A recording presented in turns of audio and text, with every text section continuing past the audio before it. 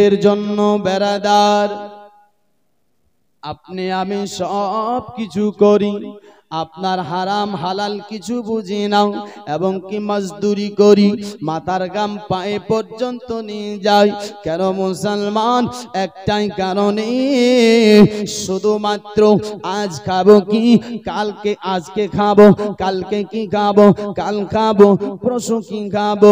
বেরাদার বন্ধুগণ, জিন্দগিটা কেমন করে কাটবো, ঘর কেমন করে বানাবো, বাড়ি কেমন করে বানাবো, এই জন্য আপনি আমি মজদুরি করতে যাই অন্যের বাড়ি, ব্যবসা করি পাটের, ব্যবসা করি ধানের, ব্যবসা করি আপনার গরু ছাগল বকরির।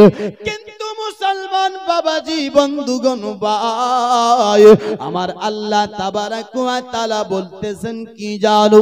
আমার আল্লাহ বলছে বান্দা একবার আসো, একবার আসো, তুমি তো পেটের দায়ে আপনার দুনিয়ার বুকে মজদুরি করতেছ। আমার আল্লাহ তাআলা বলছে বান্দা আমার আল্লাহ তাবারাক ওয়া তাআলা বলছেন ওয়ালিমান খাফা মাকামি রাব্বিহি জান্নাতান। আমার আল্লাহ বলছে যেই ব্যক্তিটা আমি আল্লাহর জন্য দাঁড়ানোটাকে ভয় করে, আমি আল্লাহ তাকে দুটি জান্নাত দেব। সুবহানাল্লাহ সুবহানাল্লাহ। আমি আল্লাহ তাকে দুটি জান্নাত দিব।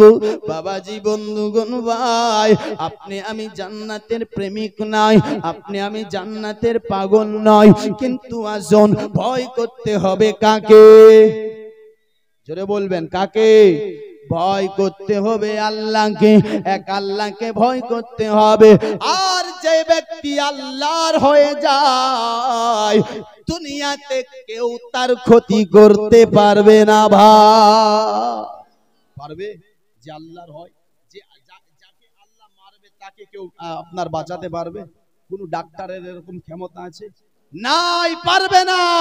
এমনই আল্লাহ যাকে বাঁচাবে তাকে কেউ মারতেও পারবে না। তো কাজ করতে হবে কার? আল্লাহর কাজ করতে হবে, আল্লাহর ইবাদত করতে হবে, একমাত্র আল্লাহকে ভয় করে। বেরাদার তওবা করেন তওবা।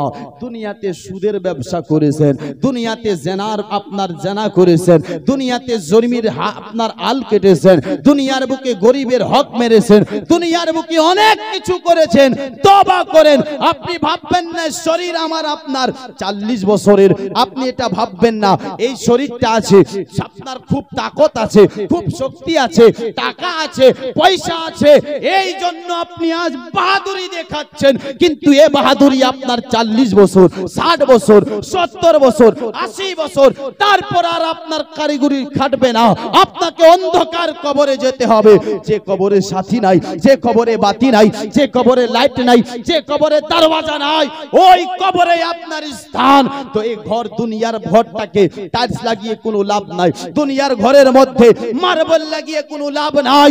আপনাকে যদি ঘরটা সুন্দর বানাতে হয়, তো আপনার প্রথম ঘর, প্রথম মঞ্জিল হলো কবর। আপনি কবরটাকে সুন্দর বানিয়ে নেন। জোরে বলো, কাকে বানাতে হবে সুন্দর? কবর কি? কেন এই কবরে বিবিও খবর নেবে না? নেবে?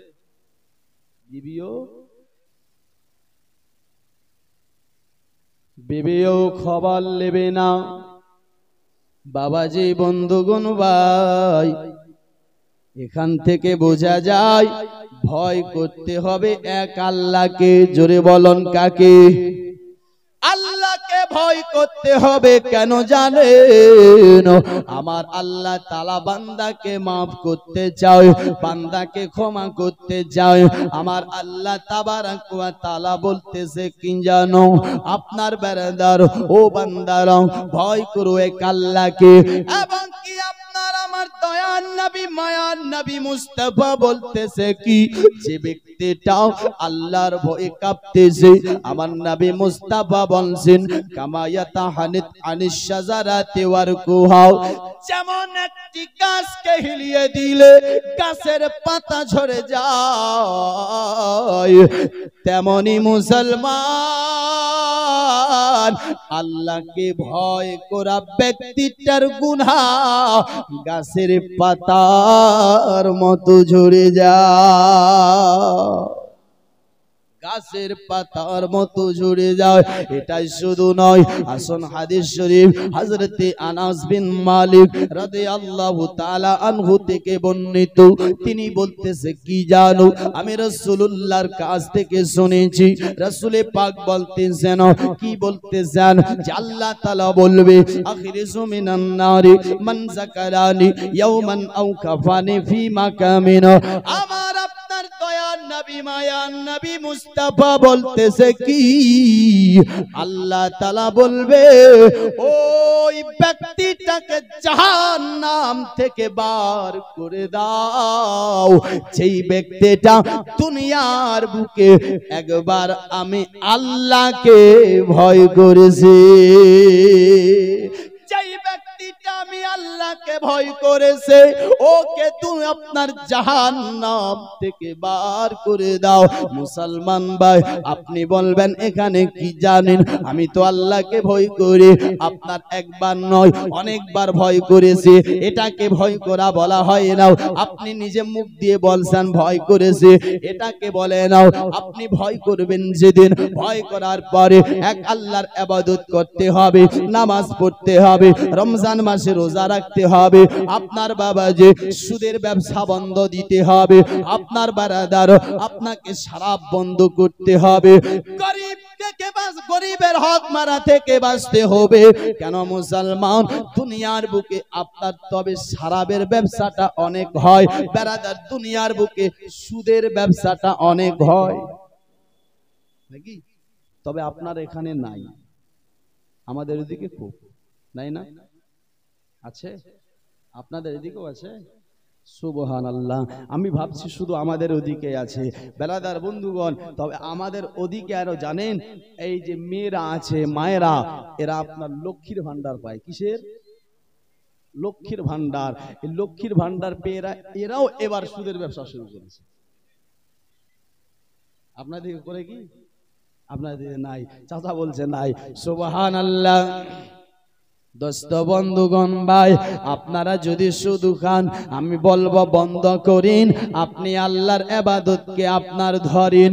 কেন আপনার বাবাজি আপনার বারান্দার সুদ খাবা, আপনার খাওয়াটাও এত বড়ই পাপী, সুদ খানেওয়ালা এত বড় গুনাহগার হয়, এত বড় পাপী হয়, আপনি বলবেন কত বড়। আসন বারাদার নবী মুস্তাফা বলতেছেন কি, যদি একটা মানুষ একটা টাকা জেনে শুনে শুধু খায়, তো আপনার ৭০ প্রকারের গুনাহ হয়। কয় প্রকারের? জোরে বলুন, কয় প্রকারের? ৭০ প্রকারের গুনাহ। আর তার থেকে যেটা ছোট গুনাহ, সেটা মায়ের সঙ্গে ৩৬ বার জিনা করলে যে গুনাহ। মুসলমান চিন্তা করে দেখেন, আজ আপনার সুদের ব্যবসা যারা করেন ভাই, ধ্যান দিয়ে শুনবেন, আপনার সুদ খালি কত বড় গুনাহ। ৭০ প্রকারের, এক টাকাতে ছোট্ট যেটি গুনাহ, সেটা মায়ের সঙ্গে জিনা করলে যেই গুনাহ, বাকি বড় ৬৯টা কত বড় হবে চিন্তা করে দেখেন। কিন্তু বাবাজি বন্ধুগণ ভাই, একটা মানুষ তো ১ টাকার সুদের ব্যবসা করে না, ও তো লক্ষ লক্ষ টাকার ব্যবসা করে, ও তো করোড় টাকার ব্যবসা করে, ও তো হাজার টাকার ব্যবসা করে। যদি ১ টাকাতে ৩৬ বার হয়, তো ১০০ টাকাতে কয়বার হয়? কয়বার? ৩৬০০ বার। যদি ১০০০ হয়, ৩৬০০ আপনার ৩৬,০০০ বার মায়ের সঙ্গে জিনার গুনাহ হয়। যদি ১ লক্ষ সুদের ব্যবসা করে, আপনার বারান্দার আপনার ৩৬ লক্ষ বার মায়ের সঙ্গে জিনা করার গুনাহ করে। এ বাবাজি বাবাজি চিন্তা করে দেখেন না, একটা মানুষ যদি বারবার মায়ের সঙ্গে জেনার গুনাহটা করে, আপনি বলেন তো আমার আল্লাহ কি তাকে মাফ করবে? আল্লাহ তাকে মাফ করবে না। আমি বলবো মুসলমান, আল্লাহ তো মাফ করবে না। একটা রাত্রি বানিয়েছে যেটাকে শবে কদরের রাত বলা হয়, যে রাত্রিতে ইবাদত করলে আপনার 1000 মাসের থেকেও আফজাল। আমি বলবো সে রাত্রিতেও যদি সে তওবা করে আমার আল্লাহ তাকে মাফ করবে না। আপনি বলবেন কি, আমি তো আপনার চাই, দুনিয়াতে সুদ খেয়েছি, এখন তওবা করতে চাই। হুজুর আপনি বলেছেন তওবা আপনার হবে না, আল্লাহ আপনার মাফ করবে না, আল্লাহ আপনার ক্ষমা করবে না, কিন্তু তাহলে আমার কি উপায় হবে? আমি না ভুল করে ফেলেছি, আমার কি তাহলে কোনো উপায় নাই? হ্যাঁ মুসলমান, আপনার উপায় রয়েছে, তবে তরিকাটা আলাদা রয়েছে। জোরে বলো, উপায় তারও আছে, তরিকাটা আলাদা। আপনি বলবেন কি, একটু আমাকে জানিয়ে দেন। হ্যাঁ মুসলমান, আপনি সুদের ব্যবসা করেছেন, তওবা করতে চান, আপনি চলে যান, যার কাছ থেকে সুদের টাকা নিয়েছেন, টাকা আপনাকে সে টাকাটা ফিরিয়ে দিতে হবে। সুবহানাল্লাহ। সে টাকাটা কি করতে হবে? ফিরিয়ে দিতে হবে। আপনি ফিরিয়ে দিবেন। ব্রাদার, আপনি এখানে আরেকটা প্রশ্ন করবেন, হুজুর আপনি বলেছেন টাকাটা ফিরিয়ে দিতে হবে, কিন্তু আমার কাছে তো টাকা নয়, আমি সুদের টাকা নিয়ে এসমাস্তিতে জিন্দেগিটা শেষ করে দিয়েছে, আমি সব টাকা আপনার খেয়ে ফেলেছি, উড়িয়ে দিয়েছি, হুজুর আমার কি আর কোনো অন্য বাঁচার উপায় রয়েছে? মুসলমান ভাই, হ্যাঁ আপনার বাঁচার উপায় রয়েছে। উপায় হলো একটা, আপনাকে তার কাছে যেতে হবে যার কাছ থেকে সুদের টাকা নিয়েছেন, আপনাকে তার হাত ধরতে হবে, তার পা ধরতে হবে, আর ধরে তার কাছ থেকে মাপ চাইতে হবে। ভাই আমি ভুল করে নিয়েছিলাম, আপনি আমায় মাপ দিন। আপনি যদি আমায় মাপ না করেন আমার আল্লাহ মাফ করবে না, আমার আল্লাহ ক্ষমা করবে না, আপনি আমায় মাফ দিন। ও বাবাজি, ওই লোকটা যদি মাফ করে দেয় আমার আল্লাহ মাফ করে দেবে। সুবহানাল্লাহ, সুবহানাল্লাহ। এখানে আরেকটা প্রশ্নটা কি? প্রশ্ন হলো এটা, হুজুর আমি যে আপনার সুদের টাকা নিয়েছিলাম, আমার ব্যবসাটা তো অনেক বড় ছিল, টাকা তো আছে, কিন্তু কার কাছে ফিরিয়ে দেব, কার কাছে কত নিয়েছি আমি বলতে পারি না, আমি আপনার জানি না, কিভাবে আপনার কেমন করে কাকে কাকে দেব? হুজুর একটু আপনি বলেন, অন্য কি আর কোনো পদ্ধতি রয়েছে? আর একটা পদ্ধতি রয়েছে, যদি আপনার মনে না থাকে সে টাকাটাকে আল্লাহর রাস্তায় দান করে দিতে হবে। সে টাকাটাকে কোথায়? আল্লাহর রাহে দান করে দিতে হবে। দোস্ত বন্ধুগণ ভাই, তারপর আপনাকে আল্লাহর কাছে তওবা করতে হবে, তাওবাতান নাসুহার পথে। দোস্ত এমন তওবা করবেন যেন আপনি যেই জায়গা থেকে আপনি এসেছেন আর দ্বিতীয়বার সে জায়গাতে না যান। যেমন স্থান থেকে দুধ বার হলে দ্বিতীয়বার স্থনে দুধ আর যেতে যায় না, আপনার বেরাদার এমনই আপনাকে তওবা করতে হবে যেন আর সেখানে জিন্দেগিতে আপনার নিয়ত না যায়। দোস্ত বন্ধুগণ ভাই, ভয় করুন আল্লাহকে। কাকে? আল্লাহকে। কাকে? আল্লাহকে। আল্লাহকে ভয় করতে হবে। আপনি আমি ভয় করি না। কবি বলছে আমরা গুনাহগার, জোরে বলো, সুবহানাল্লাহ। আমরা গুনাহগার আল্লাহ ডাকি বারে বার, আমরা গুনাহগার আল্লাহ ডাকি বারে বার, তুমি দয়া না করিলে দয়া পাবো কার, তুমি দয়া না করিলে দয়া পাবো কার, ক্ষমা করে ক্ষমা করে ক্ষমা করে দাও গো প্রভু তুমি তো জব্বার, আমরা গুনাহগার আল্লাহ ডাকি বারে বার, তুমি দয়া না করিলে দয়া পাবো কার। মা বাবাকে আমরা কেউ ভুলতে পারে না, জোরে বলো না সুবহানাল্লাহ। মা বাবাকে আমরা কেউ ভুলতে পারে না, মা বাবাকে কবরেতে কষ্ট দিও না, মা বাবাকে আমরা কেউ ভুলতে পারি না, মা বাবাকে কবরেতে কষ্ট দিও না, তুমি জলিল জব্বার, তুমি জলিল জব্বার, আমরা গুনাহগার আল্লাহ ডাকি বারে বার, তুমি দয়া না করিলে দয়া পাবো কার, জোরে বলো সুবহানাল্লাহ। আল্লাহর দয়া ছাড়াও জান্নাত যাওয়া যাবে না মুসলমান ভাই। তবে আসুন আমি বলছিলাম ভয় করতে হবে কাকে? আল্লাহকে ভয় করতে হবে। আল্লাহর ভয় কাঁদুন, চোখ দিয়ে পানি ফেলান। কেন বেড়ান? আমার নবী মুস্তাফা বলতেছে কি জানো? হযরতে আব্দুল্লাহ ইবনে আব্বাস রাদিয়াল্লাহু তাআলা আনহু থেকে বর্ণিত, তিনি বলতেছেন কি, আমি নবীর কাছ থেকে শুনেছি রাসূল পাক বলতেছেন কি বলছে, আইনান লা তামুসসুহুমান নার ওয়া আইনুন বাকাত মিন খাশিয়াতিল্লাহ ওয়া আইনুন বাতাত তাহরুসু ফি সাবিলিল্লাহ। আমার আপনার দয়ার নবী মায়ার নবী মুস্তাফা বলতেছেন কি জানো? আমার নবী বলতেছে দুটি চোখ আছে, যে দুটি চোখকে আগুন জ্বালাবে না।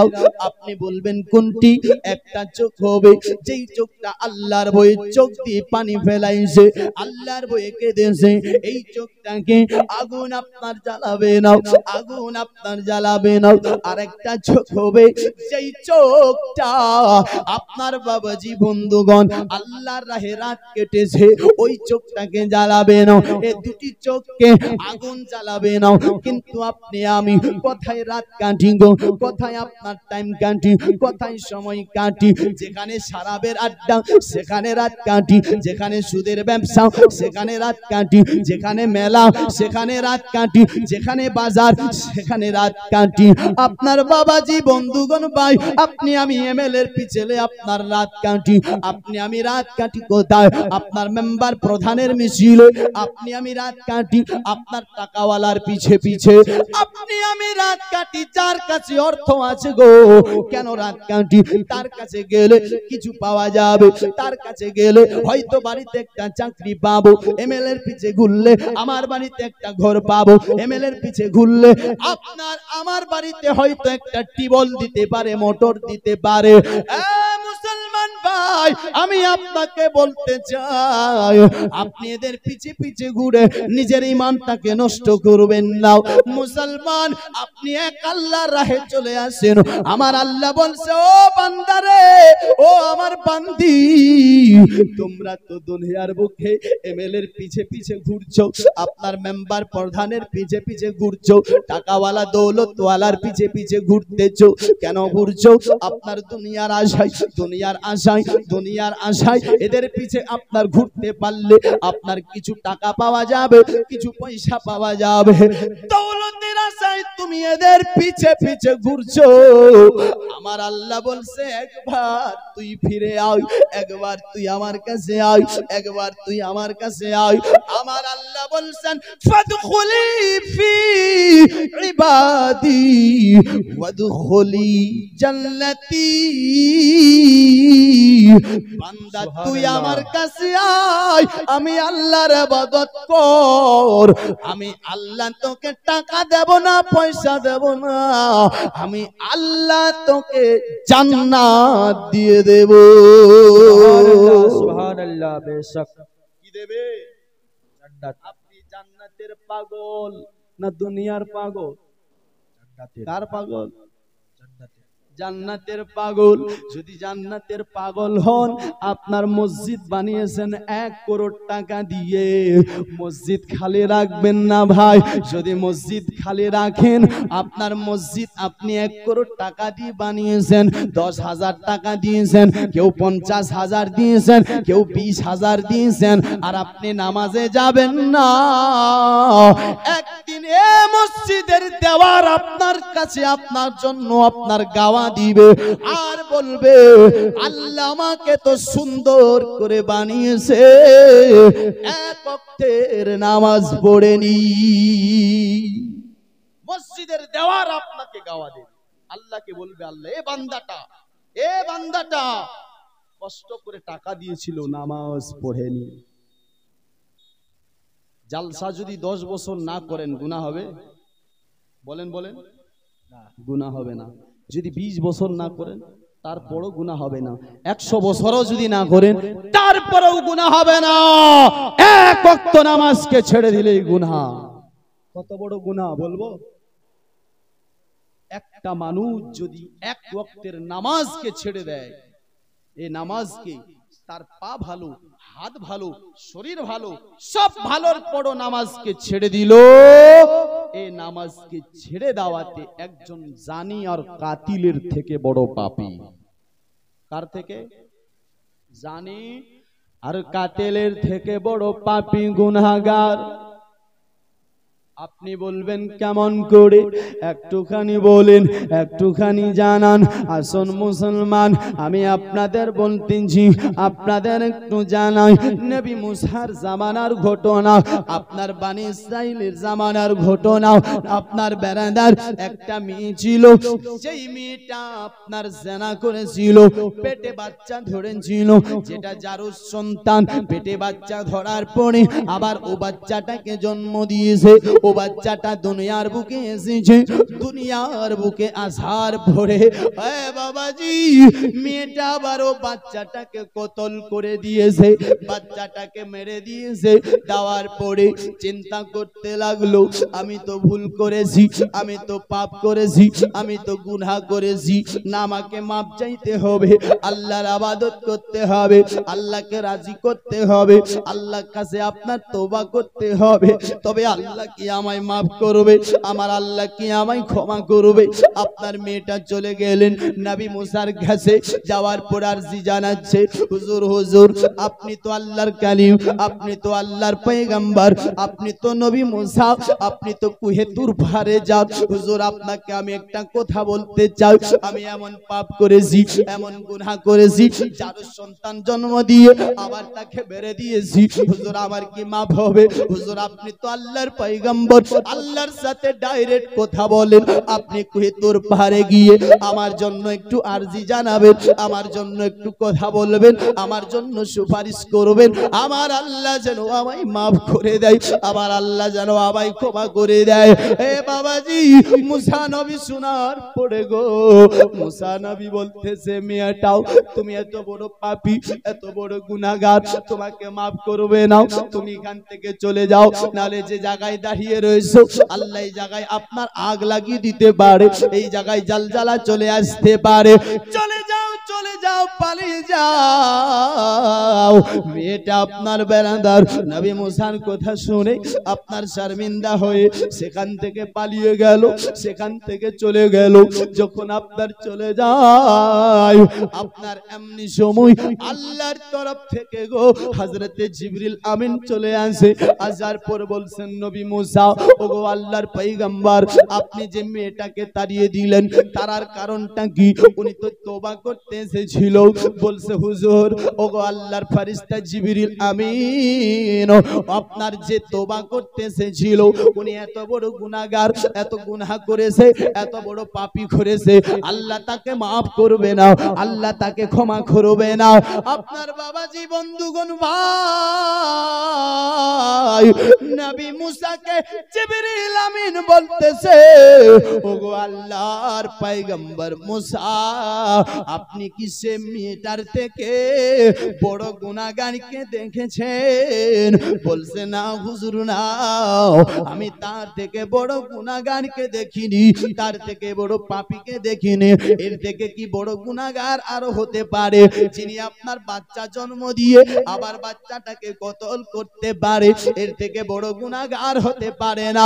আপনার জিবরিল আমিন বলছেন শুনো, এর থেকে বড় গুনাহগার সেই ব্যক্তিটা যেই ব্যক্তিটা আপনার জেনে শুনে সুস্থ থাকার পরে নামাজকে তরক করে দেয়।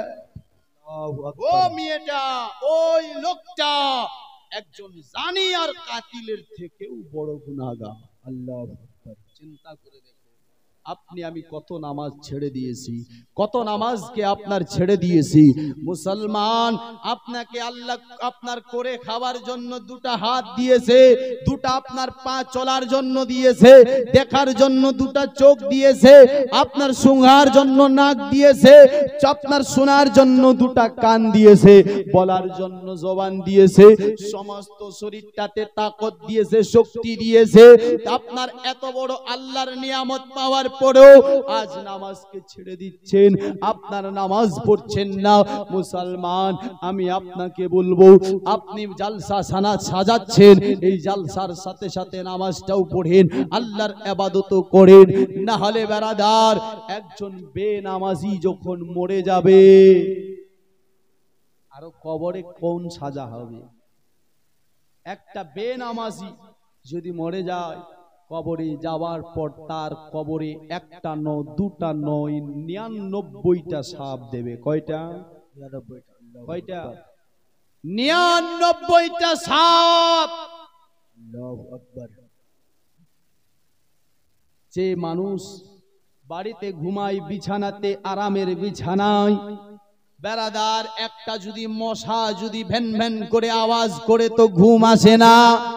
হে বেরাদার, 99টা সাপের যন্ত্রণা ব্যথা আপনি কেমন করে সহ্য করবেন? চিন্তা করে দেখুন, একটা সাপ কত পাওয়ার ওয়ালা হবে। যদি বিরাট বড় একটা পাহাড়ে একটা ঠক্কর লাগায়, যার শক্তিতে, যার তাকতে পাহাড় চুরমার হয়ে যাবে, আপনি কেমন করে বাঁচবেন? আপনি কেমন করে সহ্য করবেন? একটা আপনার সাপের যদি এত পাওয়ার, এটাই শুধু নয়, হাদিস শরীফের মধ্যে এসেছে, যদি সাপটা একবার শুধু দুনিয়ার বুকে নিঃশ্বাস নেয়, বেরাদার এই সাপটার নিঃশ্বাসটা যে শ্বাসটা যে নিল, আপনি আমি যে শ্বাস নি, নিঃশ্বাস নি, এই শ্বাসটার সাপটার এত গরম হবে, এত গরমের তাপ হবে, সে তাপে দুনিয়ার মানুষ মরে যাবে। আল্লাহু আকবার। চিন্তা করে দেখুন, এত বড় আপনার এত যন্ত্রণা আপনি আমি কেমন করে সহ্য করব গো? আপনার আমার সহ্য হবে না, আপনি আমি সহ্য করতে পারবো না। তাই ভাই, সে আযাব থেকে বাঁচতে হলে নামাজটা পড়তে হবে। এটাই শুধু নয়, আরো হাদিস শরীফের মধ্যে এসেছে, আমার নবী মুস্তাফা যখন আপনার মেরাজ করতে গিয়েছিলেন, মেরাজের সময় ফিরতেছিলেন, একটা দলকে দেখতে পেলেন, যে দলটার উপর অত্যাচার হচ্ছিল, যে দলটার উপর আপনার অত্যাচার হচ্ছিল। অত্যাচারটা কি?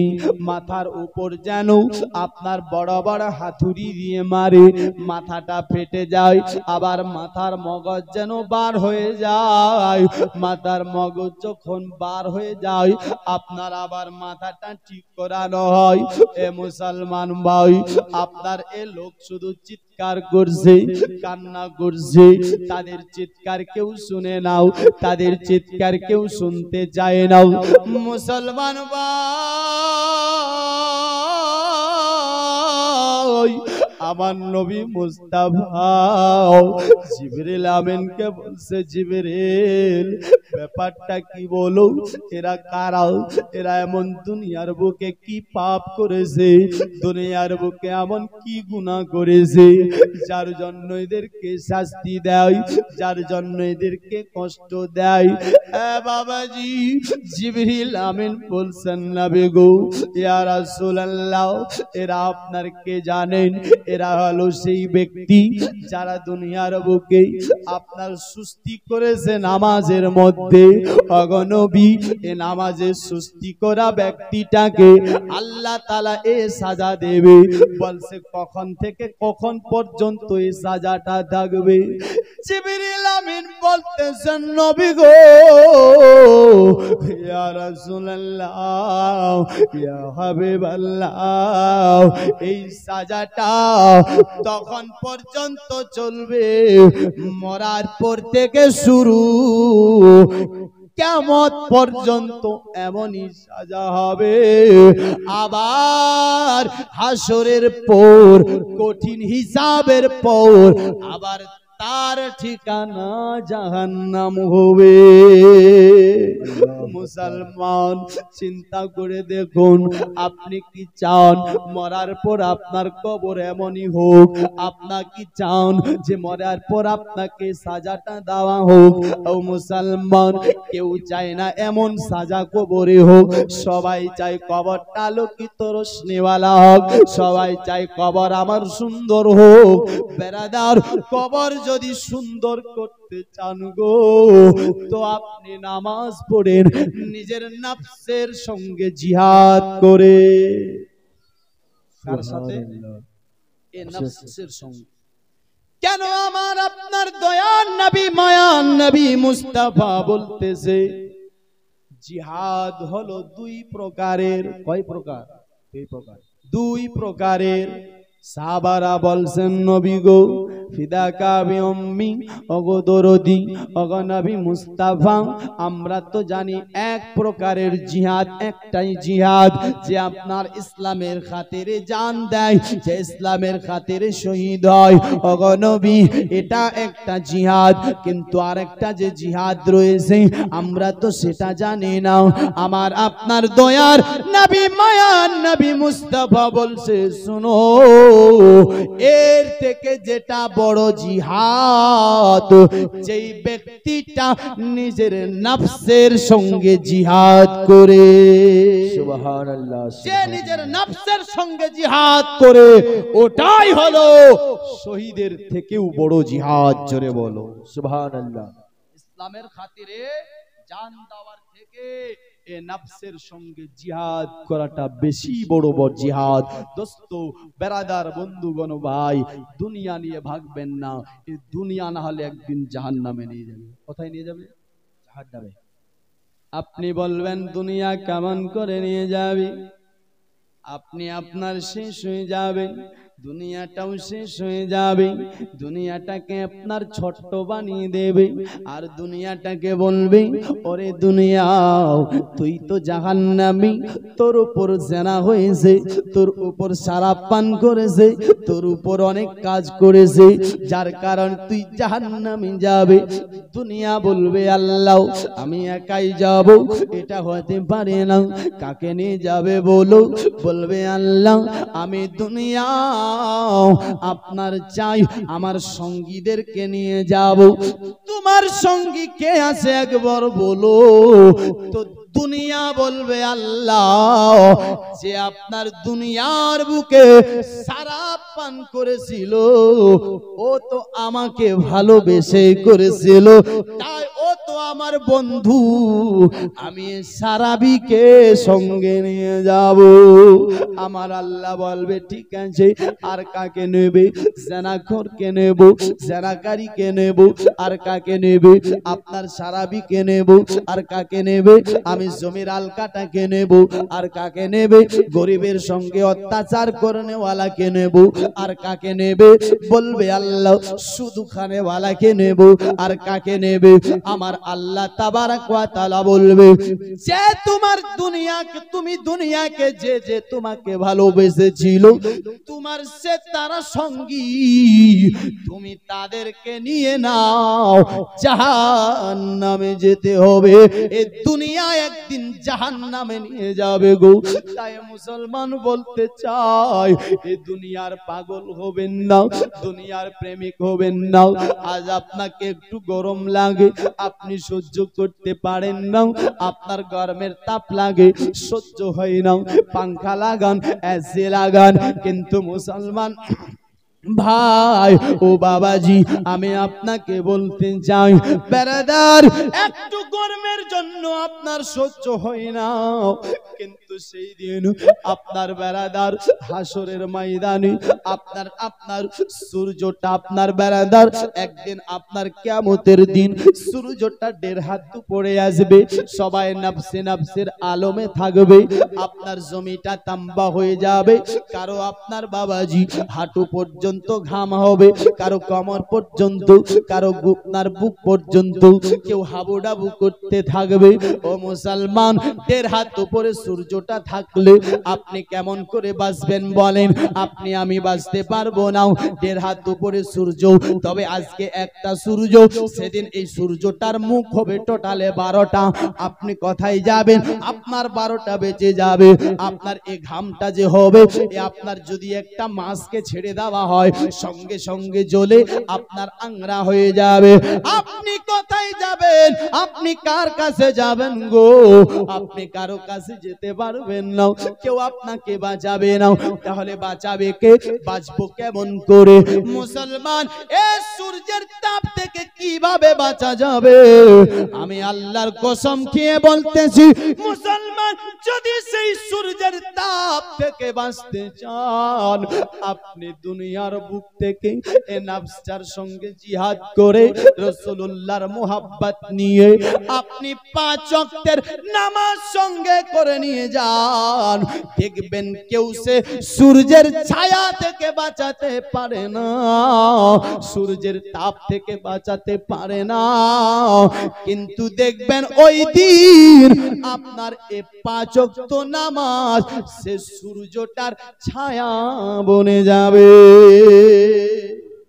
সেই দিন এই সূর্যটার এই 5 ওয়াক্ত নামাজ ছায়া বনে যাবে। দোস্ত, বন্ধুগণ, ভাই, বাবাজি, একজন ভাই